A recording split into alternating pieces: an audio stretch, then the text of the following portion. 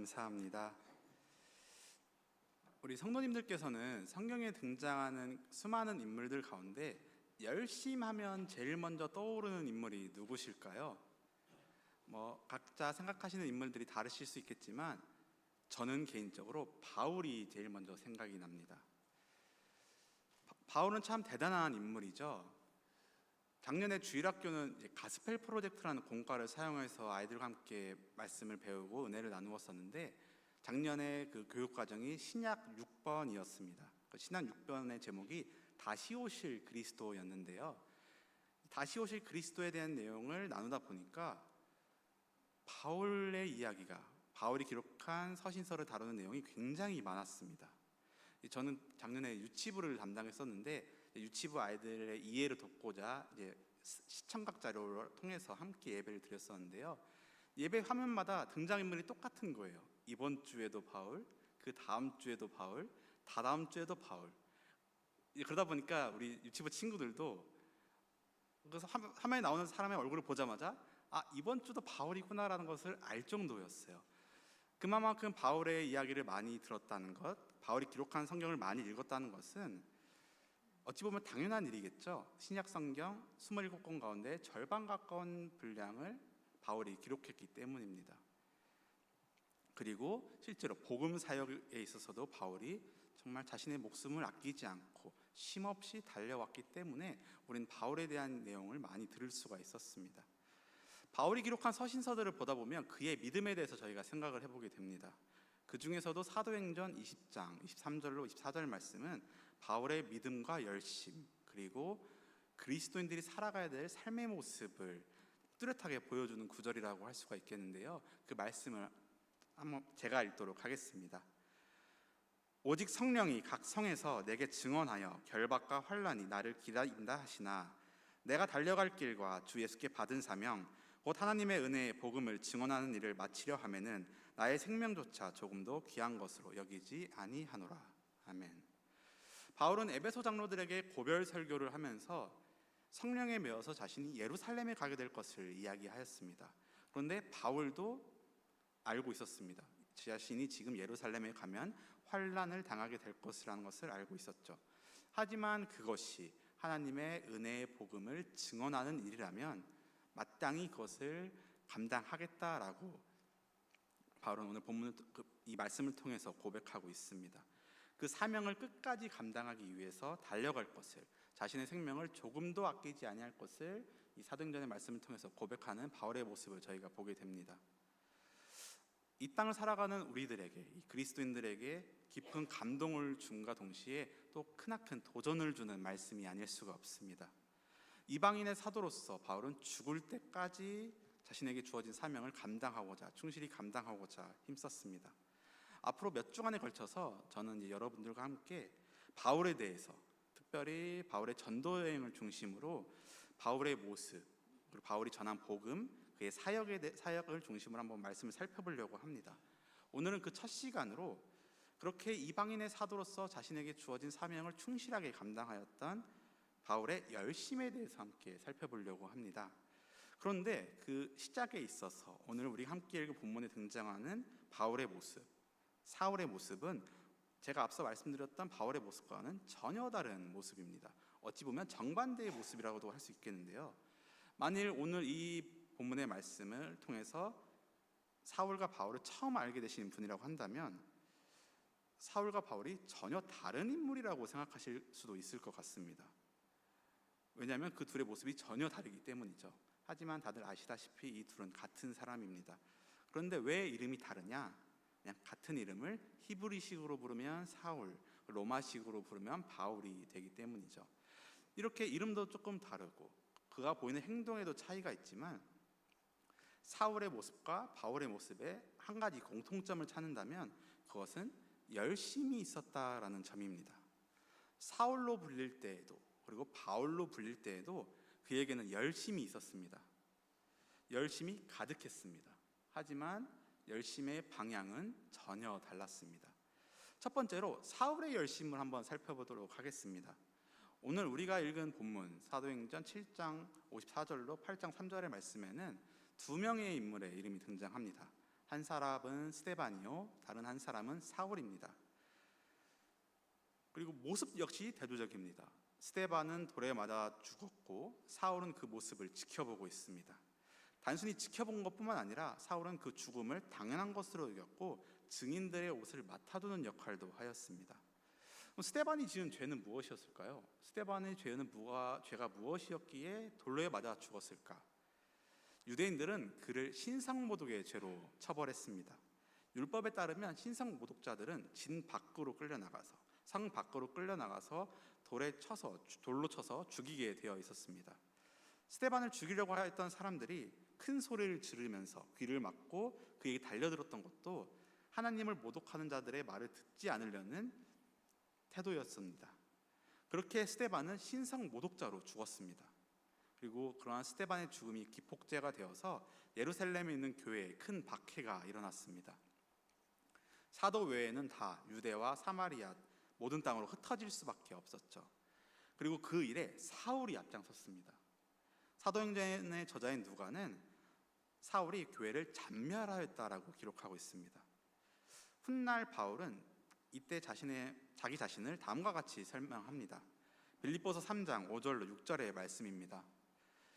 나는 8일 만에 할례를 받고 이스라엘 족속이요 베냐민 지파요 히브리인 중에 히브리인이요 율법으로는 바리새인이요 열심으로는 교회를 박해하고 율법의 의로는 흠이 없는 자라. 사울은 말 그대로 율법대로 살았던 사람이었습니다. 히브리인 중에 히브리인이었고 특히 유대교 분파 가운데 가장 엄격하게 율법을 지킨다는 바리새 집안의 사람이었습니다.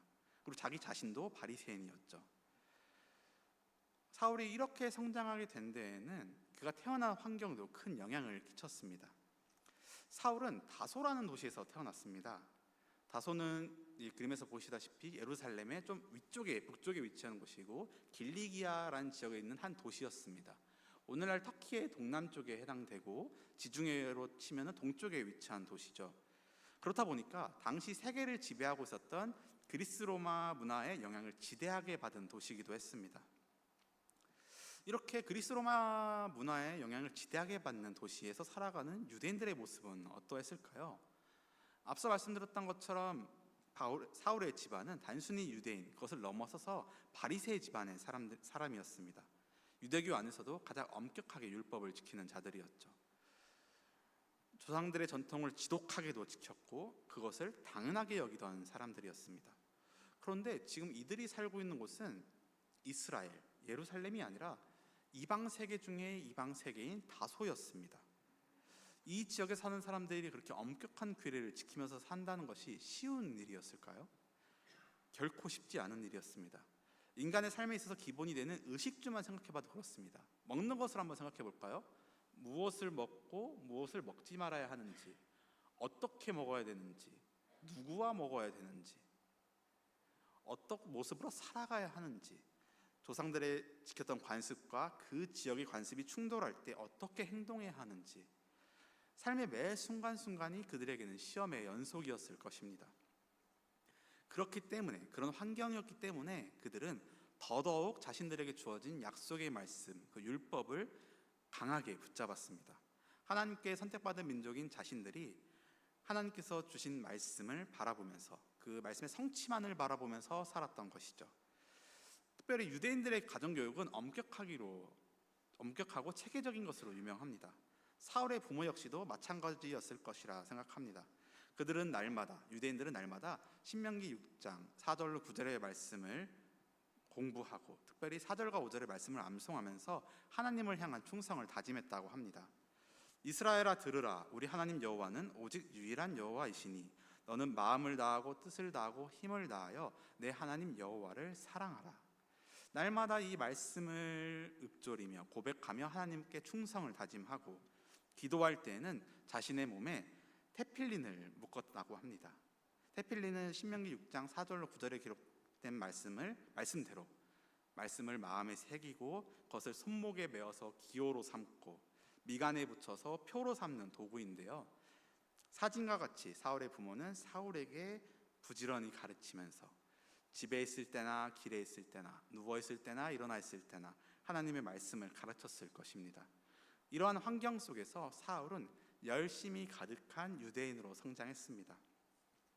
당시의 유대인들과 마찬가지로 사울 역시도 하나님께서 주실 회복을 기다렸습니다. 예루살렘이 마침내 구속받고 온 세상 사람들 앞에서 하나님이 그의 영광을 드러내시며 그의 나라를 세우실 그날만을 손꼽아 기다리고 있었습니다. 유대인들은 그날이 이를 때까지 하나님께서 주신 율법을 잘 지키고 엄격하게 지키고 그 약속의 성취를 방해하는 요소들을 제거하면서 물리치면서 살아가야 한다는 사명감을 가지고 살았습니다. 그런 그들이 특히나 조심해야 될 것은 바로 우상숭배였습니다. 이미 구약의 숱한 역사 속에서 우상숭배는 이스라엘 민족들에게 치명적인 것으로 널리 알려져 있었습니다. 하나님의 선택받은 백성인 이스라엘은 하나님만을 섬겨야 했지만 가나안 지역의 우상들에게 빠지고 이방 민족의 우상들에게 빠지고 이스라엘 백성들은 계속해서 하나님을 대적하여 죄를 저질렀죠. 결국에 예루살렘 성이 함락되고 성전이 파괴되고 포로로 끌려가는 참담한 결과까지도 맞이하였던 것이 이스라엘 백성들이었습니다. 물론 시간이 지난 뒤 포로에서는 풀려났지만 사울 시대의 유대인들은 신학적으로나 정치적으로나 아직도 자신들이 포로 상태에 있다고 생각했습니다. 신명기가 말씀하신 큰 회복, 새로운 출애굽을 향한 간절한 소망 가운데 살아가고 있었던 것이죠. 그러던 중에 갈릴리에서 한 사람이 나타나서 이스라엘 전역을 흔들어 놓았습니다. 그 사람은 짧은 시간 동안 아주 막대한 영향력을 펼쳤고 그 결과 그를 따르는 많은 사람들이 나타났습니다. 많은 사람들은 그가 하나님이 보내신 예언자가 아닌가 혹은 메시아가 아니신가 생각했습니다. 그런데 결국 그는 유대 당국에 의해서 로마로 넘겨지고 인간에게 주어질 수 있는 가장 수치스러운 처벌인 십자가형에 당하여 죽고 말았습니다. 바로 예수님이시죠. 십자가에 매달려 돌아가신 예수님. 유대인들에게 있어서는 그가 메시아라는 사실은 인정할래야 인정할 수가 없는 것이었습니다. 그들의 생각 속에서 메시아는 그러한 죽음을 맞이해서는 안 되는, 맞이할 수 없는 존재였기 때문이죠. 더 큰 문제는 예수님 사후에 일어났습니다. 예수님 사후에 그를 따르던 자들이 예수님이 죽음 가운데서 부활하셨다라는 이야기를 하고 돌아다니기 시작한 것입니다. 심지어 스데반이라는 사람은 공회 앞에 끌려와서도 예수 그리스도가 하나님이 보내신 진정한 구원자시고 너희는 너희 조상들이 그랬던 것처럼 불신앙을 반복하고 있다. 하나님께서는 성전에 매여 계신 분이 아니시고 성전이 아닌 곳에서도 역사하시며 참된 구원은 예수 그리스도를 통해서 완성된다라는 말을 하고 있었습니다. 그리고 하늘이 열리며 전능하신 하나님 우편에 그 예수님이 서 계신다라고 말하기까지 하였죠. 이 순간 사울의 안에서 그의 열심이 폭발했습니다. 어린 시절부터 배워왔던 그 유대교의 율법들, 그가 살았던 환경들이 만들어낸 그 열심이 솟구친 것이죠. 이렇게 신성을 모독하는 하나님을 모독하는 자를 사울은 용서할 수가 없었습니다. 사울은 스데반의 죽음을 당연한 것으로 여겼고 예수를 믿는 자들을 잡아서 옥에 가두는 일에 앞장섰습니다. 그것이 자신에게 주어진 사명이라 생각했습니다. 사울은 자신이 하나님을 위한 일을 한다는 확신이 있었습니다. 그리고 그 확신 가운데 열심을 가지고 앞장섰습니다. 하지만 우리가 다들 알다시피 그것은 하나님을 대적하는 일이었습니다. 로마서 10장 2절과 3절에서 바울은 다음과 같이 고백합니다. 내가 증언하노니 그들이 하나님께 열심히 있으나 올바른 지식을 따른 것이 아니니라. 하나님의 의를 모르고 자기 의를 세우려고 힘써 하나님의 의에 복종하지 아니하였느니라. 바울은 유대인들을 향해서 어쩌면 과거 사울로 이름할 때에 자기 자신을 모습을 두고 다음과 같은 고백을 합니다. 열심은 있었지만 그 열심은 하나님 중심이 아니라 자기 중심의 열심이다. 하나님을 위해서 산다고, 하나님을 위해서 한다고 말하고 생각하고 행동했지만 정작 그 하나님께서 보내신 예수님을 유대인들은 몰랐습니다. 사울도 몰랐습니다. 누구보다 성경을 잘한다고 자부하고 손과 이마에 말씀을 붙이고 살아가는 자들이었지만 성경이 가리키는 바 예수님을 알지 못했던 것이죠. 어쩌면 오늘 우리에게도 이러한 사울의 열심이 조금은 숨어 있을지도 모릅니다. 여기 계신 모든 성도님들께서는 하나님을 위해서 일하시고 하나님을 위해서 봉사하시고 하나님을 위해 살아가시는 분들이신 줄로 믿습니다. 그런데 어느 순간 하나님을 위해서라고 말하면서, 하나님을 위해서라고 생각하면서 나를 드러내고자 하는 욕심이 틈타기 시작한다면, 내 생각과 내 방식이 옳은 것이다 라고 생각하게 된다면 그것은 사울의 길을 답습하는 것일 수 있다는 사실을 기억하시기를 바랍니다. 하나님보다 인간이 세운 전통을 중요시하고 인간이 세운 규칙을 더 중요시하고 말씀보다 세상의 방식, 세상의 지혜를 더 귀한 것으로 여겨서 하나님의 지혜를 세상의 지혜로 대체하려고 하고 있지는 않은지, 예수님께 열심을 다한다고 고백하면서 정작 예수님께 순종하는 모습이 없지는 않은지, 말씀에 비추어 우리 자신을 되돌아볼 수 있기를 소망합니다. 바라기는 우리의 열심의 방향이 나를 향하는 것이 아니라, 나의 의를 향하는 것이 아니라 예수님을 향하여 올바르게 나아가시는 우리 모든 성도님들 되시기를 소망합니다.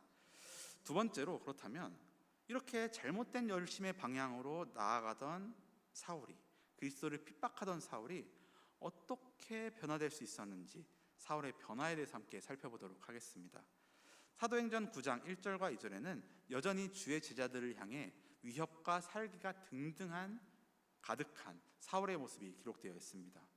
그리고 이제 사울은 예루살렘을 넘어서 흩어진 예수님의 제자들까지도 찾아가서 결박하여 끌고 오고자 하였습니다. 그를 위해서 대제사장을 방문하여 다메섹 여러 회당에 가져갈 공문을 부탁합니다. 그렇게 사울은 대제사장이 내어준 공문을 들고 다메섹으로 갑니다. 예루살렘에서 이제 다메섹으로 올라가는 것이죠. 그렇게 길을 가던 사울에게 호련히 하늘로부터 빛이 그를 둘러 비쳤습니다. 그리고 하늘에서 이러한 음성이 들렸습니다. 사울아 사울아, 내가 어찌하여 나를 박해하느냐. 사울은 이것이 신의 현현이라는 사실을 금세 알아차렸습니다. 그래서 이렇게 대답했습니다. 주여, 누구시니까? 그러자 대답이 들려왔습니다. 나는 내가 박해하는 예수라. 그 순간 사울은 깨달았습니다.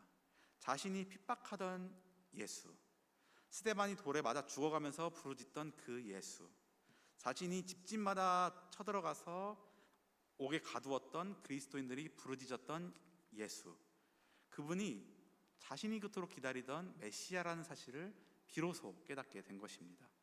하나님께서 보내신 진정한 구주시라는 사실을 깨닫게 된 것이죠.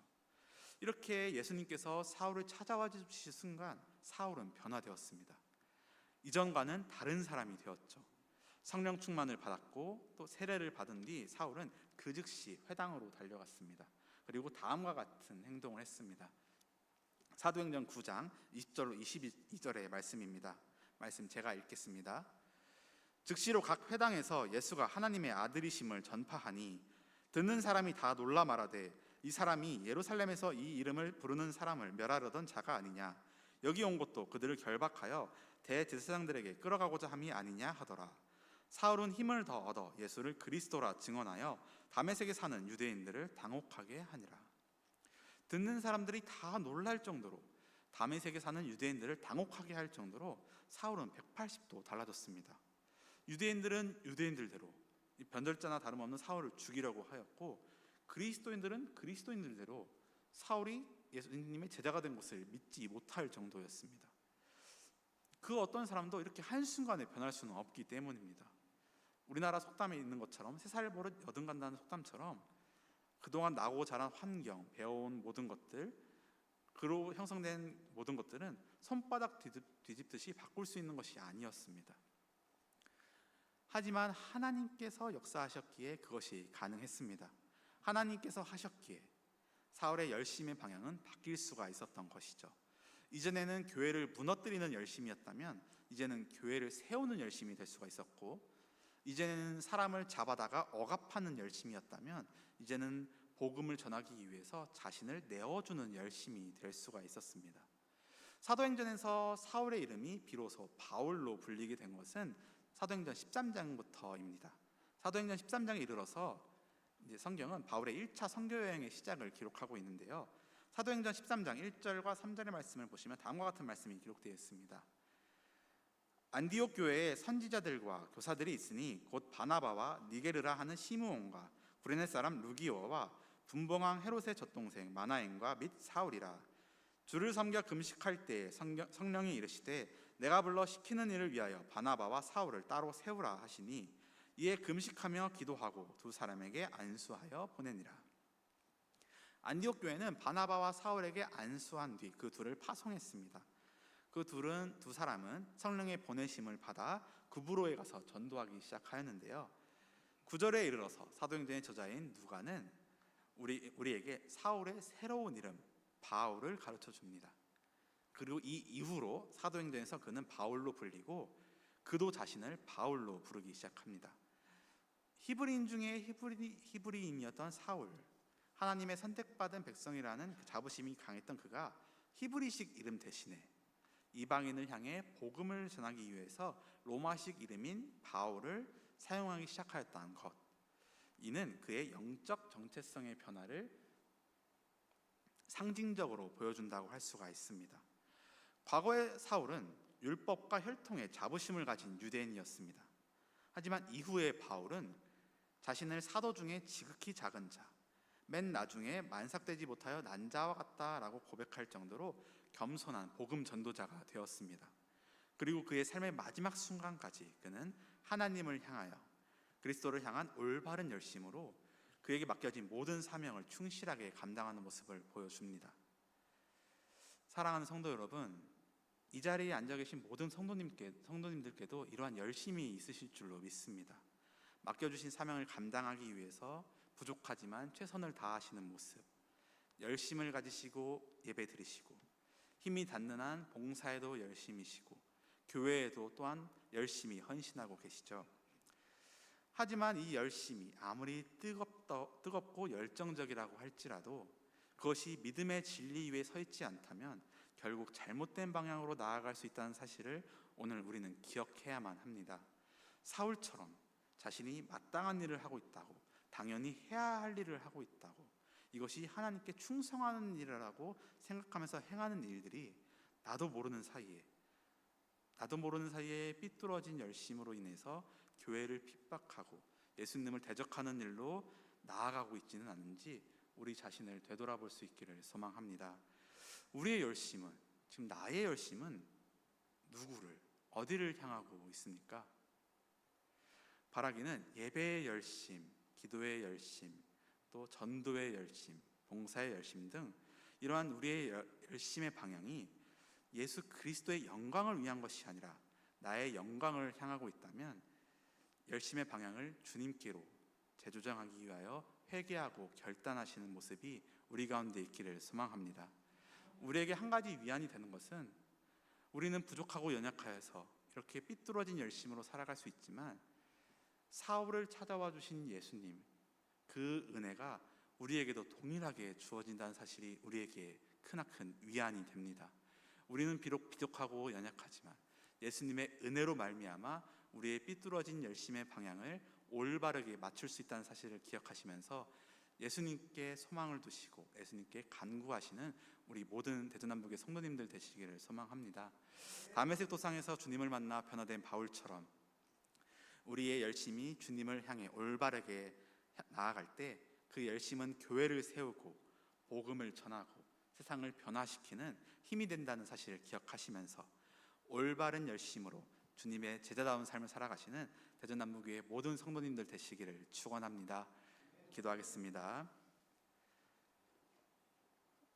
사랑과 은혜 하나님 아버지, 오늘도 우리를 예배의 자리로 불러주시고 말씀을 통해 올바른 믿음의 열심이 무엇인지를 깨닫게 하시니 감사를 드립니다. 주님, 우리의 열심이 때로는 방향을 잃을 때가 있었음을 고백합니다. 이제는 바울처럼 주님을 만나 새롭게 된 열심으로, 올바른 열심으로 나아갈 수 있도록 저희를 인도하여 주옵소서. 우리의 생각과 뜻을 내려놓고 오직 주님의 뜻에 순종하는 사람 되게 하시며 우리의 헌신과 섬김이 나를 위한 것이 아니라 모두 다 주님의 영광을 위한 것으로 나아가는 믿음의 백성들 될 수 있도록 주여 도와주옵소서. 이 말씀의 은혜가 우리 삶 가운데 가득하기를 소망합니다. 이 말씀을 붙잡고 남은 한 주간 살아갈 수 있기를 소망합니다. 각자의 삶과 가정과 일터에서 주님이 주신 말씀에 따라서 믿음의 열심으로 복음을 전하고 사랑을 전하며 하나님의 선하심을 널리 나타내는 주님의 제자들 될 수 있도록 역사하여 주옵소서. 연약한 종들을 사랑하시고 언제나 함께해 주실 것을 믿사오며 이 모든 것 살아계신 예수님의 이름으로 기도드립니다. 아멘.